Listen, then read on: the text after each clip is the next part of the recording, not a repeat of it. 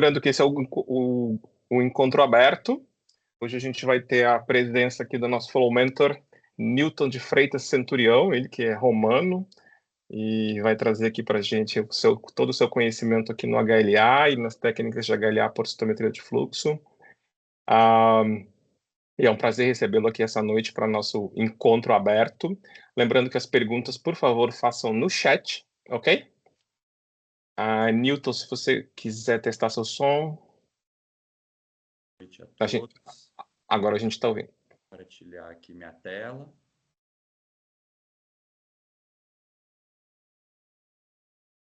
Confirme então que todo mundo está vendo, por favor. Estamos. Obrigado. Quer se apresentar, Newton?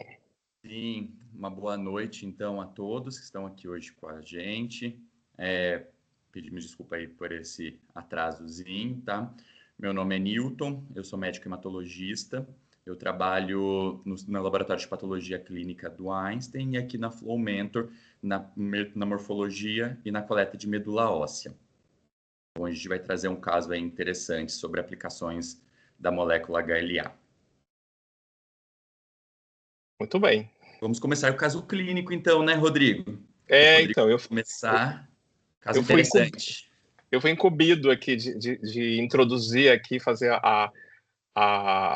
o abre-alas aqui para a escola de samba do Newton, né? Não sei se vocês sabem, mas ele fez uma parte da educação dele no Rio de Janeiro, então ele gosta aí do samba, do pagode, né, Newton?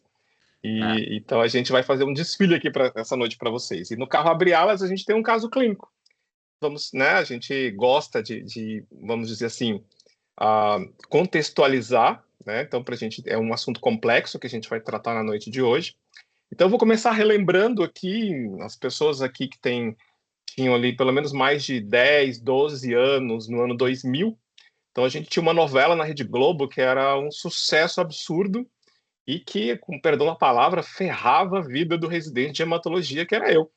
Eu, no ano 2000, era residente de hematologia e tinha que lidar com milhares de perguntas, né, sobre leucemia aguda, porque a protagonista da novela das 8 da Rede Globo de televisão, vocês conseguem ver aqui a Carolina Dickmann, né, o nome dela era Camila e ela era uma das protagonistas da novela e ela tinha leucemia. E aí teve toda uma discussão de transplante de medula, doador, se a mãe pode engravidar, do pai biológico que não era conhecido, achou o pai biológico que não era para ser, aquela confusão de novela, e acabou gerando uma irmã para ser compatível. Então a gente vai entender um pouco mais sobre essa história da compatibilidade, né? Então vamos ilustrar aqui o caso da Camila. Camila, 36 anos, começou a inchar as gengivas, né, com uma hiperplasia gengival, com um pouco de febre, aquele quadro um pouco arrastado, e começou a sangrar o nariz. Eu lembro dessa cena do sangramento do nariz, ela tomando banho lá, ela super bonita, e o sangue escorrendo na louça branca do banheiro lá da Vera Fischer. Era aquela coisa meio assim dramática demais, né? Ela vai no pronto-socorro e aí ela tinha um hemograma muito alterado, 44 mil glóbulos brancos, uma hemoglobina de 6,8 e 22 mil plaquetas. Pode passar o próximo. E no exame de medula óssea ela tinha, na verdade, esses blastos, né, que vocês podem olhar aqui à esquerda, né, células imaturas, umas células com a cromatina frouxa, né, com o nucleolo visível, e essa célula desse blasto aqui do meio, vocês veem essa invaginação que a gente conhece, né, muito, né, assim, quem gosta de tomar café, de tomar chá, chocolate quente, né, então esse formato de xícara, essa xícara está invertida, então é o famoso cup-like, então esses blastos em cup-like, e quando você olha aqui à direita, você tem esses blastos com esse citoplasma um pouco acinzentado, basofílico, grandes, né, com uma baixa relação núcleo-citoplasma, a cromatina frouxa, mas um pouquinho rendilhada, o núcleo com essas invaginações, lembrando aqui as células da linhagem monocítica. E realmente, na contagem da medula óssea, você tinha 72% de blastos e eles tinham o fenótipo monocítico. Olha como é que era o laudo da imunofenotipagem dessa paciente. Com 70,2% de blastos, eles tinham tamanho e complexidade moderadas, eram positivos para a mieloperoxidase, negativos para o CD3 intracitoplasmático, para o CD22 intracitoplasmático, para o CD79A intracitoplasmático. E nos antígenos de membrana eu tinha positividade para o 4, aquela positividade meio fraca ali, aquela coisa meio heterogênea. A mesma coisa para o 11B. O 11C era positivo, fraco também, 13 moderado, 33 forte expressão, 1,38 que era meio arrastado, 45 de fraca a moderada intensidade, 64 muito forte e um 117 ali meia boca, né? Ele era, né, positivo, um positivo meio fraco. Era negativo para os outros antígenos pesquisados, né? CD7, 10, 14, 15, 16, 19, 24, 34, 36, 56, 123. E olha que interessante, né? Negativo também para o HLA-DR, que é um marcador de célula monocítica, mas a gente tem que lembrar que a gente não pode se fiar nisso, né? Não é a ausência do HLA-DR que vai fazer você descartar um diagnóstico de leucemia monocítica, porque a gente está falando de neoplasia, a gente está falando de câncer, né? Então, assim, você tem toda uma disruptura do normal. Então, muitos casos de leucemia monocítica perdem a expressão de HLA-DR. E o laudo saiu com uma análise imunofenotípica, 70,2% de blastos da linhagem mieloide, compatível com leucemia mieloide aguda, correlacionando com a morfologia, leucemia monocítica aguda. E aí, como sempre, a gente quer acrescentar, né, valor, a gente pede para correlacionar com a citogenética, com molecular, com a biópsia de medula quando é necessário. E aqui são os dot plots, né? Então a gente consegue ver aqui do quadrante à esquerda superior o nosso clássico, né, tamanho versus complexidade interna. Prestem atenção, a gente já sabe pelas cores, né? Linfócito é roxinho, monócito é verdinho, então as células da linhagem monocítica estão representadas aqui em verde. Vocês olhem ali o tamanho e complexidade moderado, até querendo crescer um pouquinho. O 45 realmente ali de média e fraca, de moderada intensidade. Mieloperoxidase aqui no terceiro dot plot positiva. O 117 é aquele meia boca que eu falei para vocês, a grande maioria era positivo, mas ele faz essa barriga de positividade. Isso dá mais de 20% dos blastos, então a gente soltou como positivo. 1,33 ali de forte expressão, 1,64 também de forte expressão, 1,13 positivo e 11C moderado, fraco a moderado. Pode passar o próximo. E aí, ela era uma 36 anos, né, uma performance status muito boa, então um score de ECOG 0, e ela começou com o padrão. Qual que é o tratamento padrão de leucemia mieloide aguda no mundo inteiro para o paciente que a gente chama fit, né, o paciente que está bom, aquele paciente que tem todos os órgãos, né, funcionando da forma adequada e que vai aguentar um esquema intensivo de quimioterapia. Indução com esquemas chamados 7+3, né, que são 7 dias de citarabina e 3 dias de um antracíclico, pode ser daunorubicina ou idarubicina. O cariótipo veio um cariótipo normal, 46XX, e a parte molecular ela tinha, como esperado, lembra do cup-like que a gente viu lá na morfologia, né, aquele blasto em forma lá da xícara de chocolate, mutação do gene NPM1, também tinha DNMT3A e aqui é o mais importante, tinha uma mutação interna em tandem do gene FLT3, do FLT3. Tá? A relação alêlica mutante selvagem estava em 0,6, e essa alteração nos permitiu, além da indução com 7+3, o acréscimo de um inibidor de múltiplas tirosina quinases, que é a midostaurina. Então, foi acrescentada a midostaurina ali no 8º dia da indução até o 21º. Tudo isso para fazer o quê? Tentar levar a medula óssea à remissão. E aí vem aquela pergunta, né? Vou ficar curado? Não vou ficar curado? A Carolina Dickmann vai ficar boa na novela? Vai ter um final feliz com o Renato Giannichini? Não vai? Como é que vai ser? E isso tudo na vida real, e as perguntas apareciam o tempo inteiro. Na vida real, a gente tem scores, a gente tem classificações, a gente tem processos e fluxos para seguir. Então, a classificação de risco aqui ela é muito importante. Na leucemia mieloide aguda, a gente faz classificação em três grandes caixas: o risco favorável, o risco intermediário e o risco adverso ou o risco ruim. Risco de quê? Risco de recair. Então, se você olhar aqui as anormalidades genéticas que caracterizam cada risco, a nossa paciente, ela estava ali no risco intermediário, veja aqui a setinha azul, ela tinha o gene NPM1 mutado junto com o gene FLT3 mutado na mutação interna em tandem, tá? Não é a mutação de TKD. Pode passar. E dessa forma, o que acontece? Eu tenho uma leucemia mieloide aguda num paciente fit que está no risco intermediário.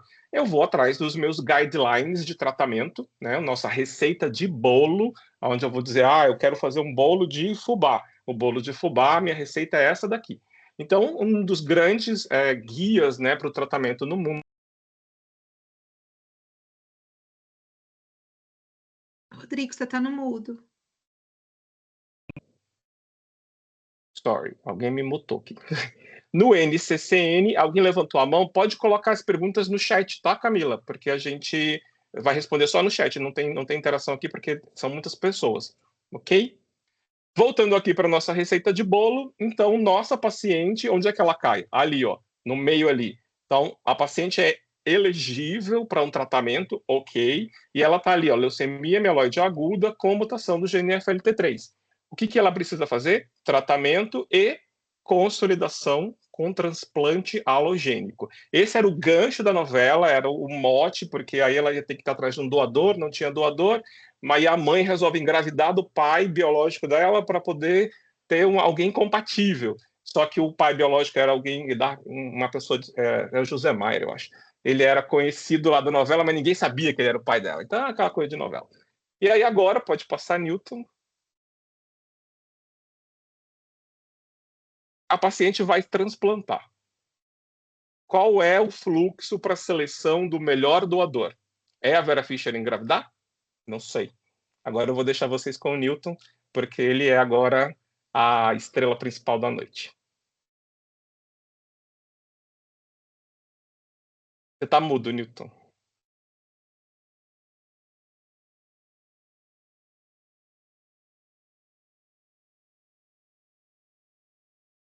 Fui mutado também.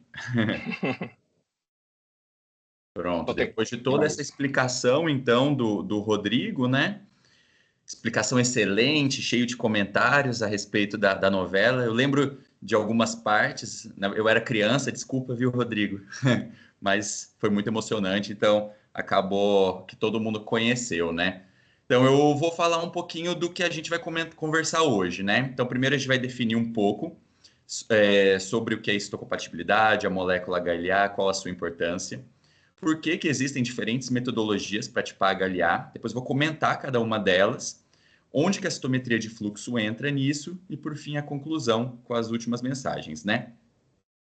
Então, o que é histocompatibilidade? Pelo dicionário Michaelis, é o estado de identidade ou semelhança entre dois indivíduos, possibilitando ou não a realização de transplante de tecido.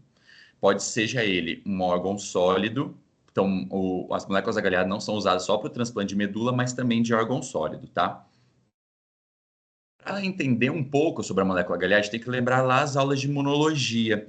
Então, o nosso organismo, para responder aos patógenos, né, aos antígenos, ele precisa apresentar essas células para os linfócitos T e assim gerar uma resposta imune. Essa resposta que a gente chama de adaptativa, porque é uma resposta direcionada a um organismo estranho e com isso gera uma memória imunológica. Então ela demora um pouco mais para ser formada, mas assim que se forma, se a gente é reexposto àquela infecção, aquele patógeno, a gente vai conseguir gerar uma resposta imune específica muito mais eficiente e muito mais rápida. Então, aqui eu trago a divisão das moléculas HLA, né? Elas são divididas em classe 1 e classe 2. Aqui está escrito MHC, né? Então, o complexo principal de histocompatibilidade é a região onde está localizada nos seres humanos o HLA. O HLA significa antígeno leucocitário humano, então é específico nosso, né? Dos seres humanos. O HLA de classe 1, então, ele vai estar presente em todos os antígenos, todas as células nucleadas do nosso organismo, vai apresentar patógenos intracelulares para o linfócito T, CD8. Então, o linfócito CD8, quando ativado, ele vai virar um linfócito T citotóxico, que vai liberar granzimas e perforinas e levar à apoptose dessa célula que está infectada. Já o HLA de classe 2, ele vai estar presente nas células apresentadoras de antígeno, que são as células dendríticas, macrófagos e linfócitos B, que vão pegar antipatógenos extracelulares, endocitá-los, parti-los em pedacinhos e apresentá-los para o linfócito CD4. Quem que é o linfócito CD4, né? Ele é o grande maestro da resposta imune do nosso organismo. Então, ele tanto, por meio da liberação de citocinas, vai estimular o sistema imune inato, que a gente fala, que são os neutrófilos, a gerarem uma resposta contra esse patógeno, como também estimular até os linfócitos B a formar anticorpos. Então, esse mecanismo, ele consegue diferenciar bem aquilo que é próprio, que é self, e que não deve ser atacado, do que é distinto, do que é não self e que precisa gerar uma resposta imune. Só que qualquer desregulação que acontecer nesse processo, ele vai gerar uma doença autoimune, porque pode haver o reconhecimento de células normais do próprio indivíduo que vão ser atacadas. Então, o laboratório de histocompatibilidade também tem um papel importante nas doenças autoimunes, como, por exemplo, artrite reumatoide, doença de BC, espondilite anquilosante e assim por diante. Aqui a gente vai tratar mais do transplante, tá? Então, falando um pouquinho mais sobre a molécula HLA, como eu disse, ela vai estar expressa na superfície das células. Então, classe 1, que é dividido nas moléculas clássicas A, B e C, vão estar expressas em virtualmente todas as células, né, todas as células nucleadas. E o HLA de classe 2, que é o DR, o DQ e o DP, eles vão estar presentes só nas células apresentadoras de antígenos, né? Eles vão estar expressos em duplicado, eles são coexpressos, então um deles vai vir do pai e um da mãe, porque eles são codificados a partir do cromossomo 6, do braço curto. Então, a gente vai receber essa herança, tanto do nosso pai como da nossa mãe, em blocos de HLA. Então, a gente vai receber do pai um HLA A, um B, um C, que eles vão ser herdados em bloco que a gente chama de haplótipo. E a mesma coisa da mãe. A gente vai receber um A, um B, um C, um DR, um DQ e um DP nesse haplótipo. E ambos serão expressos. Isso faz com que a gente tenha um número maior de moléculas HLA para reconhecer todos os tipos de patógenos possíveis do organismo, da Terra, né? Então, para a gente poder gerar resposta imune contra esses patógenos, tá? Por conta desse tipo de herança, tanto do pai quanto da mãe, a gente consegue ter dentro de uma mesma família a possibilidade de irmãos que sejam genótipo idêntico. Então, digamos que o nosso paciente, a Camila, do caso clínico, ela tenha esse primeiro haplótipo aqui em azul, tá? Então, ele herdou do pai o HLA-26, o B15, o C7 e o DRB08, né? E herdou da mãe esse haplótipo em verde. Então, o A25, o B44, o C05 e o DRB13. Se ela tem 25% de chance, por conta da herança mendeliana, de ter um irmão que tenha recebido os mesmos haplótipos do pai e da mãe. 50% de chance de ter irmãos que receberam apenas um desses haplótipos, então aqui nesse caso recebeu o haplótipo verde do pai e aqui o azul da mãe, e 25% de chance de ter um irmão totalmente distinto, que não recebeu nenhum dos haplótipos semelhantes ao dela, né? Então, olhando agora a estrutura dessa molécula HLA na superfície da célula, nós vemos que as moléculas de classe 1, elas são compostas por uma única cadeia dividido em subunidades. A região que vai apresentar o peptídeo para o linfócito é a região mais importante, porque aqui que vai ter a comunicação, a interação entre o linfócito e o HLA que está apresentando o peptídeo, o patógeno, o que é estranho ou não ao organismo. Então, se o HLA e o linfócito eles forem compatíveis, não vai haver essa resposta imune. Se for algum HLA que esse linfócito reconheça como estranho, ele vai desencadear uma resposta imune. Na HLA de classe 2 é um pouco diferente, porque são formados por duas cadeias, né? Uma cadeia alfa e uma cadeia beta, e as subunidades alfa 1 e alfa 2 que vão formar essa região ligadora do peptídeo, né? Que é o que tem importância clínica. Então, ele tem um formato de imunoglobulina, vai ter outras regiões que não vão ter relevância clínica, que é a região o domínio semelhante à imunoglobulina, o domínio transmembrana e o domínio citosólico, tá? Então, qual a importância do transplante de órgãos, né? Quando a gente faz a doação, então, de um doador para um receptor, esses linfócitos do paciente, eles vão reconhecer aquele HLA que é diferente. Por isso, quanto mais semelhante for o HLA entre o doador e o receptor, menor o risco de rejeição. Porque a partir do momento que ele reconhece a HLA como distinto, vai gerar uma resposta imune e vai tentar exatamente destruir esse órgão doado, né? Nos transplantes de órgão sólido, essa rejeição é controlada com o uso de imunossupressor a longo prazo, porém nos transplantes de medula, esse cuidado tem que ser um pouco maior, por isso é importante que tenha uma compatibilidade ainda maior do que nos órgãos sólidos. No caso de doenças malignas, essa rejeição não é muito comum, porque esse paciente foi exposto a vários ciclos de quimioterapia, por exemplo, para tratar a leucemia, como no caso da Camila, né, que foi exposto àqueles esquemas que o Rodrigo comentou. Então, isso já faz com que ele vá para o transplante quase sem imunidade, então quase sem linfócito para fazer essa resposta. Contudo, ele tem uma especificidade, né? Como você está transferindo uma nova medula que vai gerar um novo sistema imune nesse paciente, esses linfócitos do doador, eles podem reconhecer os tecidos do paciente, fazendo com que desenvolva a doença do enxerto contra o hospedeiro, que é como se fosse uma resposta imune àquilo que ele considera como estranho, aos tecidos. Isso já não vai acontecer de modo rotineiro nos transplantes de órgão sólido. Então, hoje a gente vai focar no transplante de medula, já que a maioria aqui trabalha, né, com oncohematologia, e o transplante não é só para doenças malignas, tá? Então, pode ser usado para as leucemias, mielodisplasias, mielofibroses, mas também para doenças benignas, então anemia falciforme, talassemias, aplasias de medula e até mesmo imunodeficiências. Então, o objetivo não é tratar a doença oncológica, mas sim repopular essa medula para que produza séries sanguíneas saudáveis, né? Seja hemácia, no caso das hemoglobinopatias, seja um novo sistema imune, no caso das imunodeficiências, né? Linfócitos saudáveis.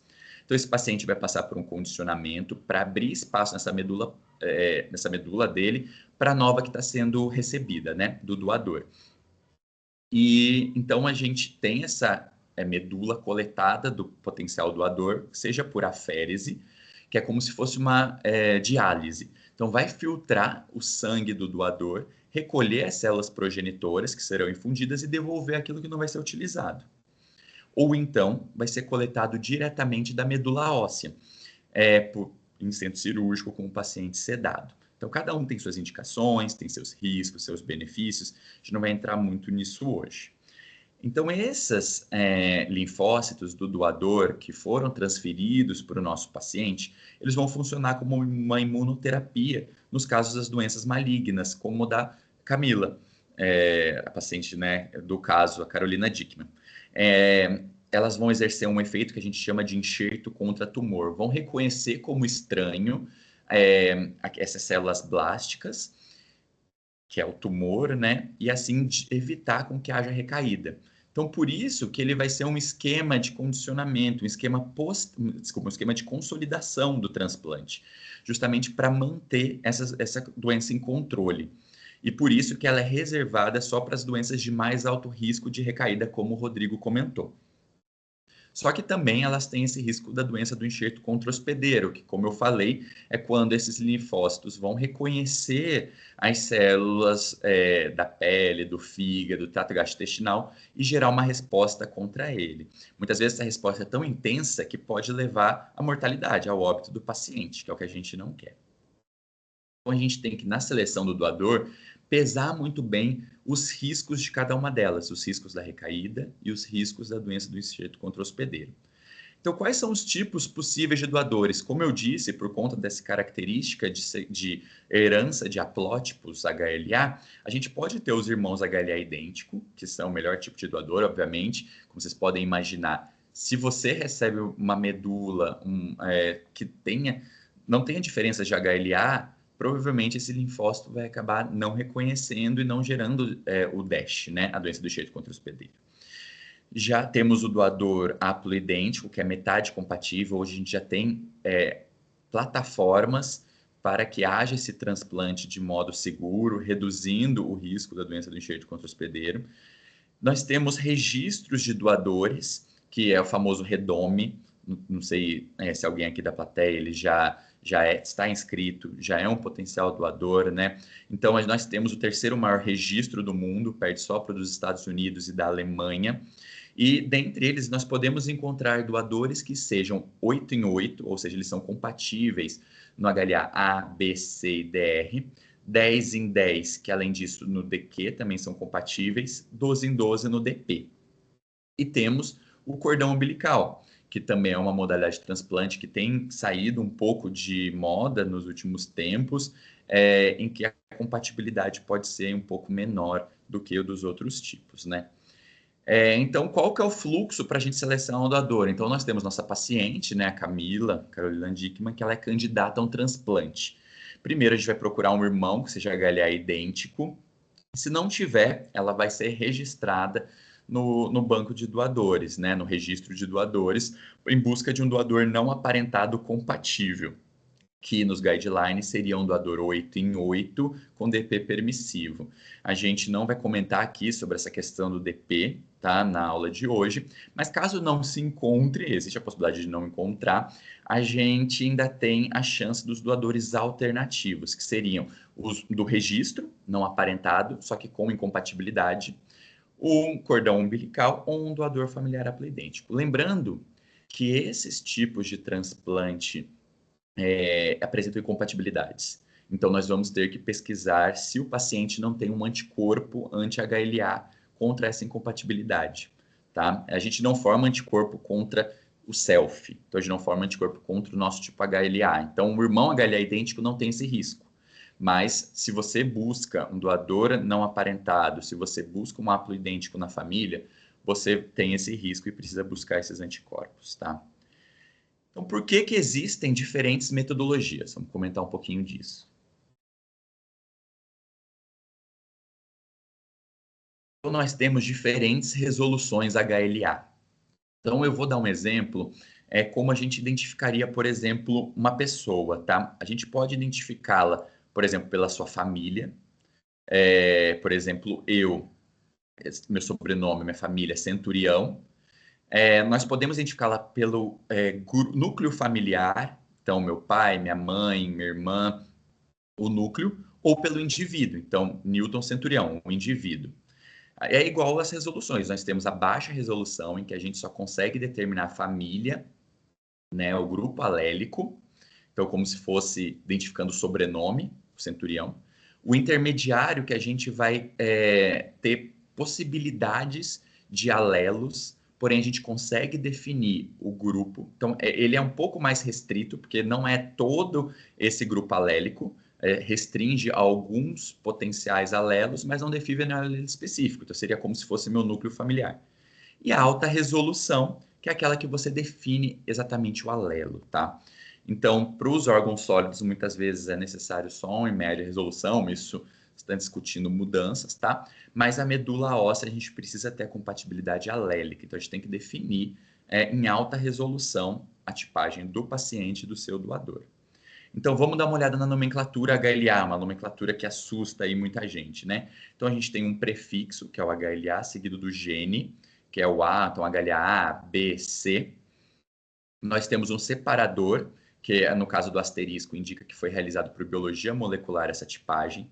Nós temos o primeiro campo, que é aquilo que eu disse que representa o grupo da família, né, o grupo antigênico.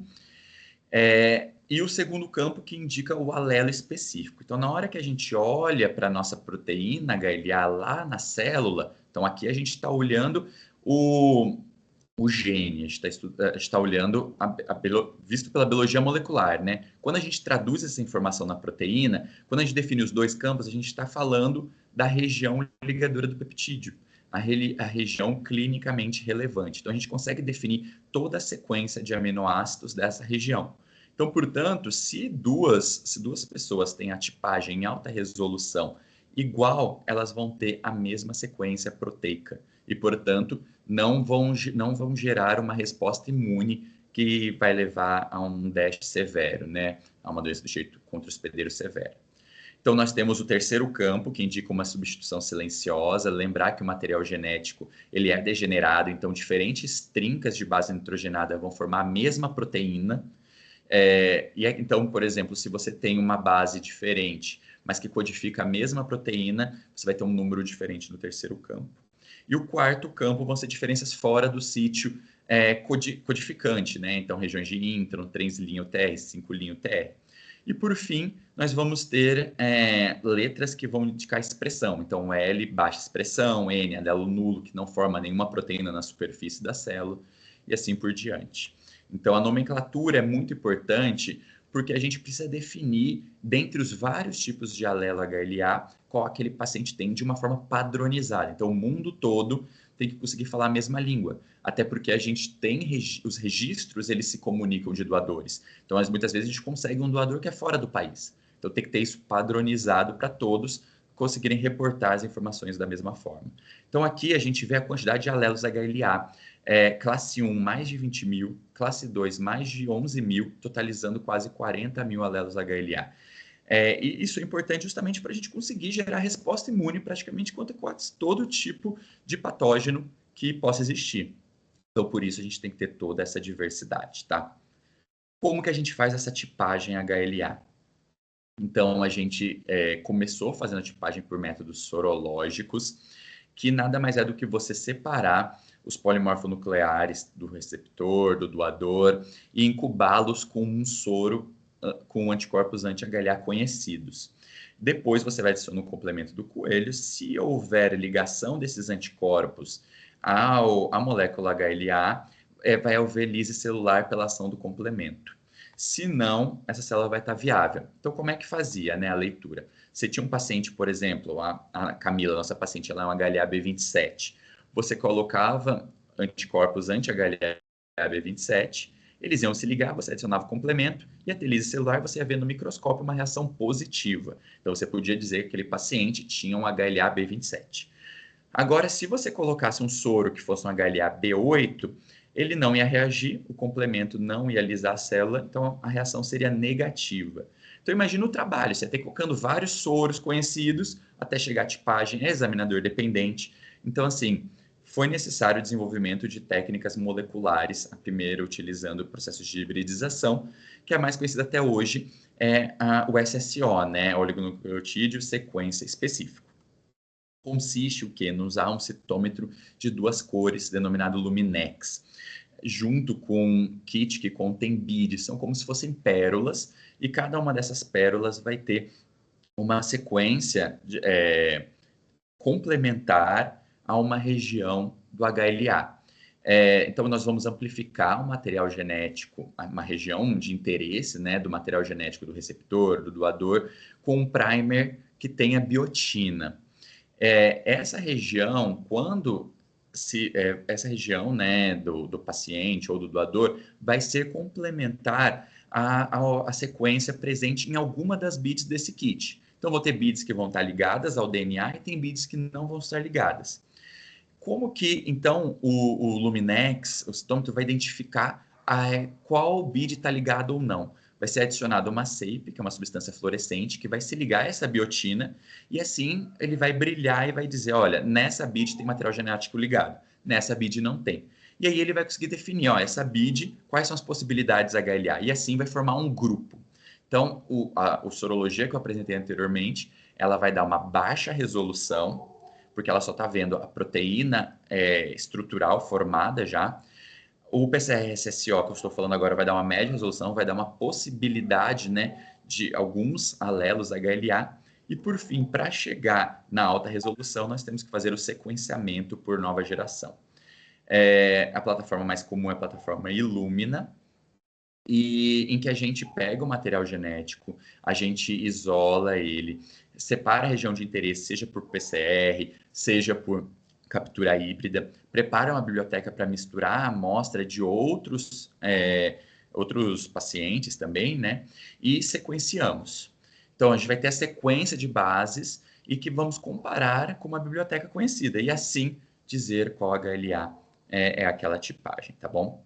Então, onde entra a citometria de fluxo nisso? Porque até agora a gente está falando só dos mecanismos de tipagem. Então, a gente já conseguiu tipar o paciente, já conseguiu tipar o doador. E agora a gente precisa ver se o paciente tem ou não anticorpos. Então, como eu disse, isso é muito importante nos casos de incompatibilidade. E quando que nós formamos anticorpos, né? Sempre que exposto a um HLA diferente do nosso. Então, como forma de resposta, o nosso organismo consegue formar anticorpos contra esse HLA estranho. Então, quando recebemos um transplante prévio, ele vai ter contato com o HLA estranho do doador e assim formar anticorpos durante a gestação.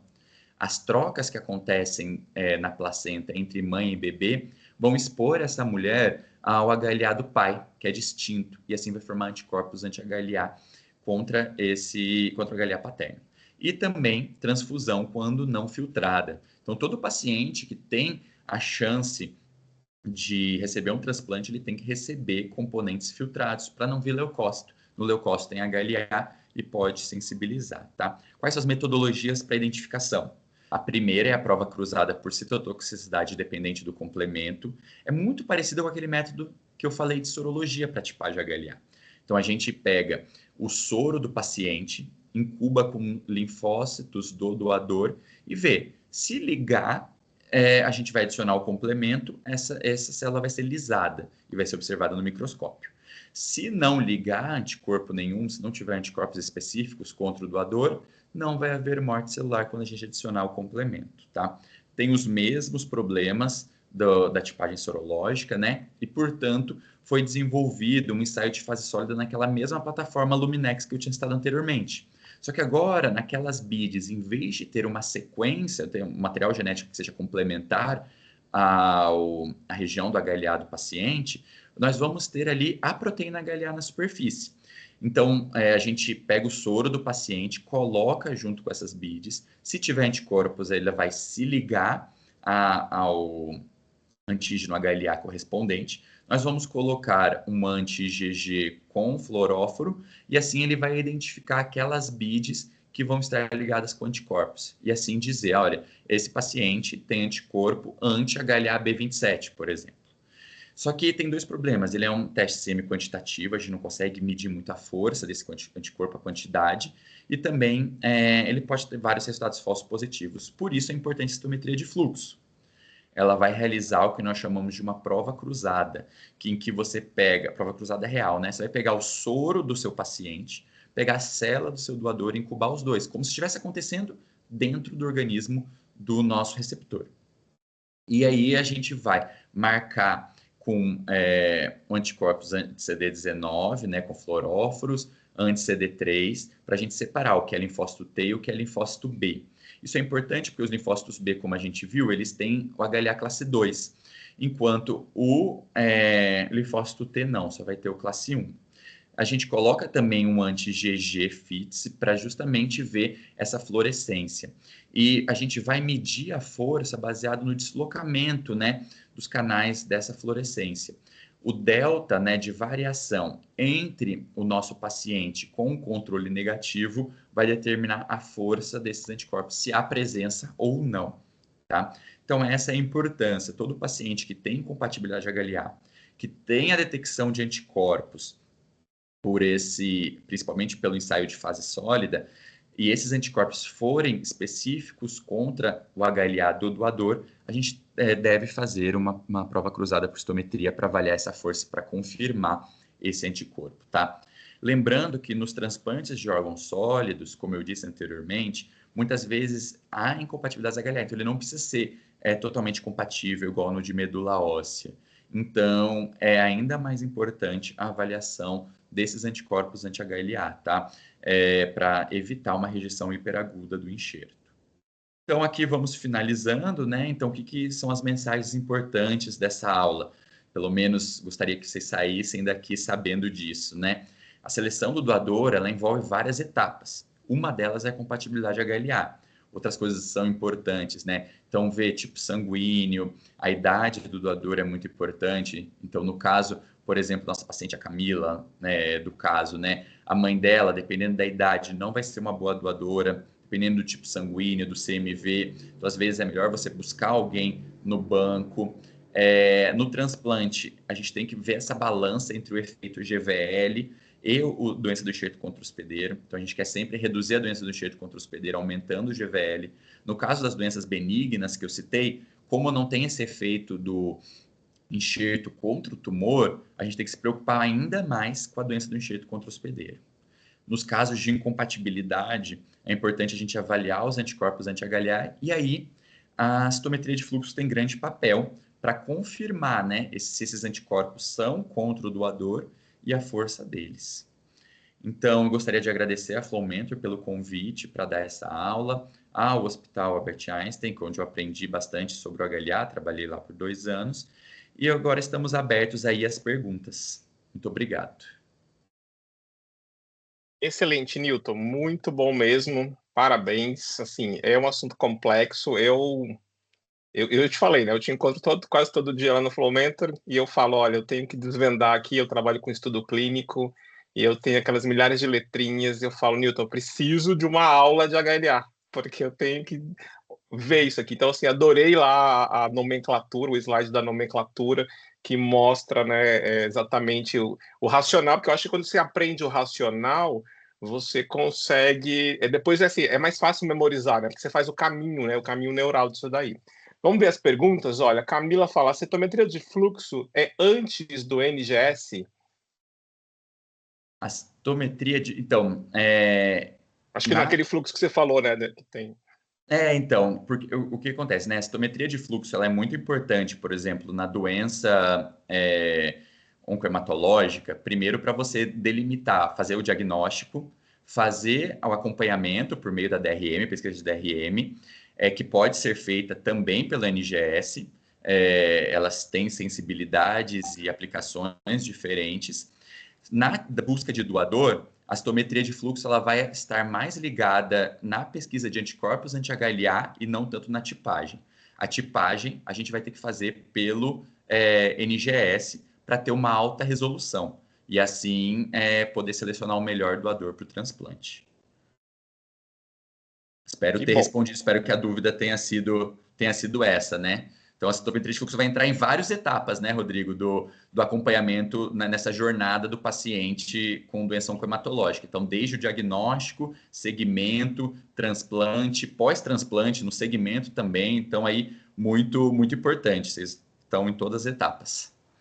É verdade. E quem tiver mais interesse em ver a aplicação da citometria de fluxo na detecção de anticorpos anti-HLA, não pode perder a nossa próxima aula. É a nossa próxima. Esse é o mês do transplante aqui no Flow, dia 25 de julho. Anota aí, 25 de julho. A gente vai ter uma aula só de aplicação da citometria de fluxo na detecção de anticorpos anti-HLA para um especialista de citometria de fluxo no HLA.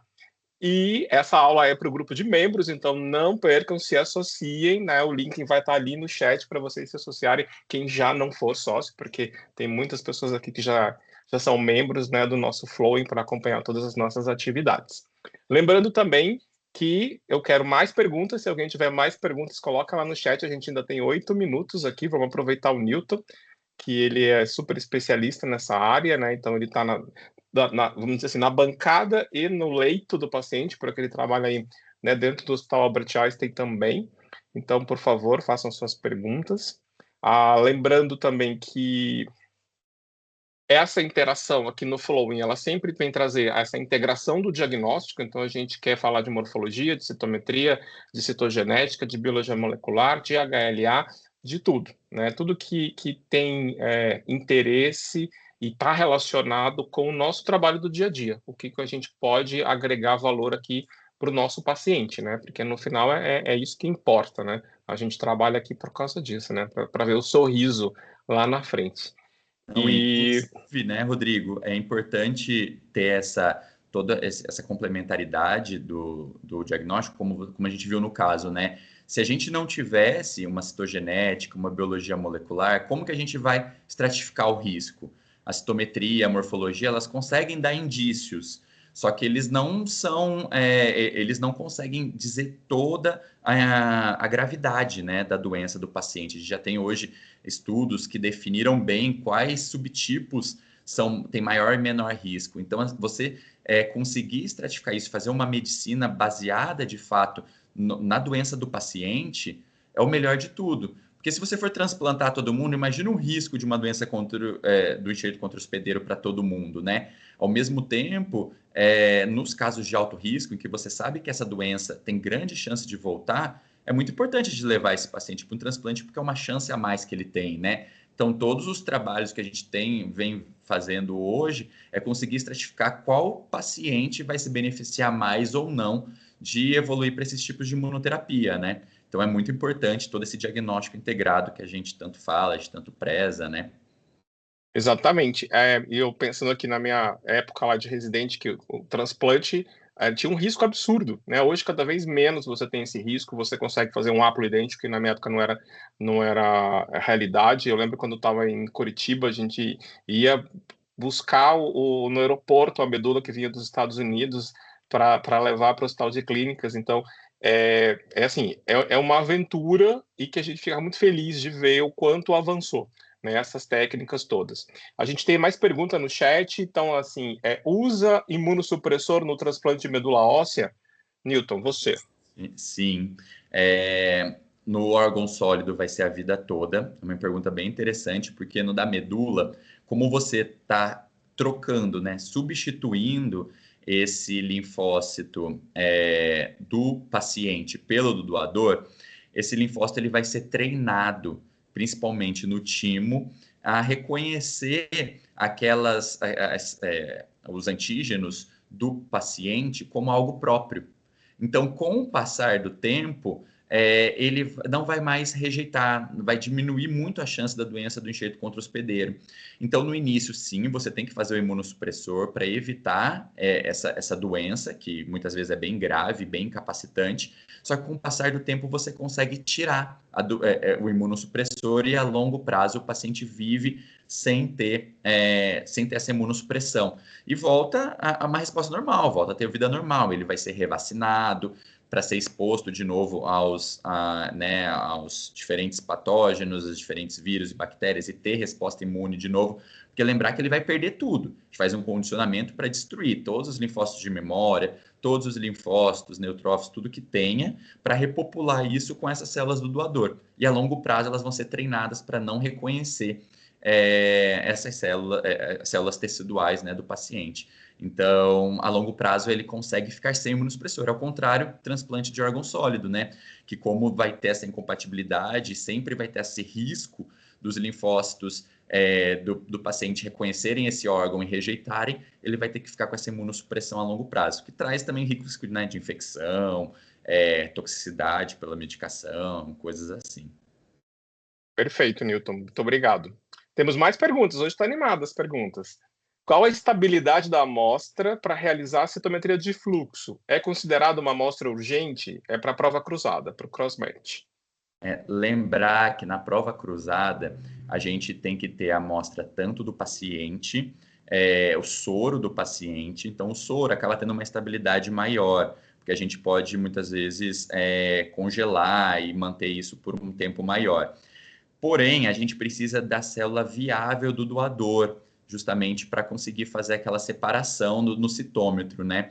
Então, isso compromete. A gente não pode refrigerar, lembrar essa amostra, ela tem que ser separada, esses linfócitos, para manter uma viabilidade para a gente poder fazer a análise. Então, o ideal é, no máximo, em até 3 a 5 dias, a gente está fazendo a separação, a análise dessa amostra. Então, a estabilidade é baixa. Não adianta a gente ter só a amostra do paciente. Então, muitas vezes, o paciente tem anticorpo anti-HLA, você vai fazer um transplante com o doador do registro, a gente tem que assegurar que essa amostra do doador do registro chegue para a gente conseguir fazer a citometria de fluxo, né?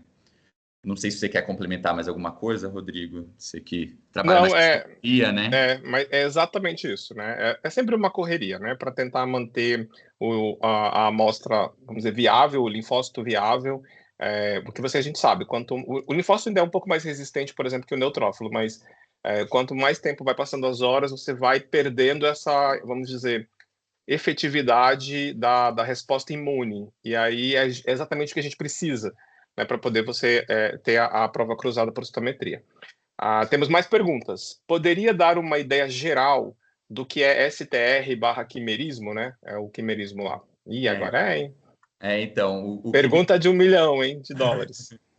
O quimerismo é a monitorização pós-transplante.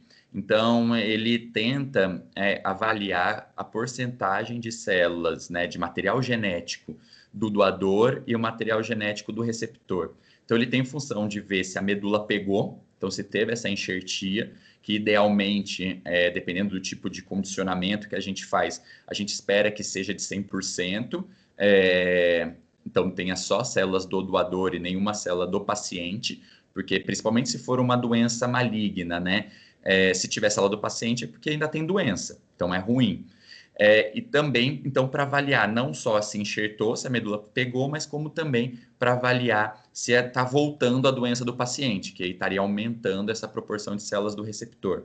STR é a metodologia que é feita, né? Existem hoje outras metodologias, a mais comum é o STR, que é a sigla de Short Tandem Repeats. Então, é uma metodologia específica que consegue avaliar isso. Eu só queria complementar um pouquinho da última pergunta, né, que falou da prova cruzada. É importante a gente avaliar a força desse anticorpo, porque existem também protocolos de dessensibilização. Então, se o anticorpo não for muito forte, o ideal é sempre a gente trocar de doador, né? Como a gente viu, a gente tem opção de doador em banco, aparentados, se tiver anticorpo anti-HLA, mas se não conseguir, a gente pode dessensibilizar. E aí a prova cruzada também é muito importante, porque aí vai fazer essa monitorização desses anticorpos para ver o melhor momento de se infundir essa medula para evitar a rejeição. E aí sim, essa amostra é meio que urgente, porque o paciente está dependendo disso para iniciar o condicionamento, né? Legal, Newton. Estamos no topo da hora, mas a gente tem tempo para uma pergunta ainda que tem ali, que é: a gente faz transplante para doença benigna também, e a pessoa quer saber se faz no lúpus eritematoso sistêmico. Transplanta lúpus ou não transplanta lúpus? A gente tem que lembrar que existem 2 tipos de transplante, o transplante autólogo e o alogênico. Aqui a gente está tratando o transplante alogênico, que é quando a gente recebe a medula de outra pessoa.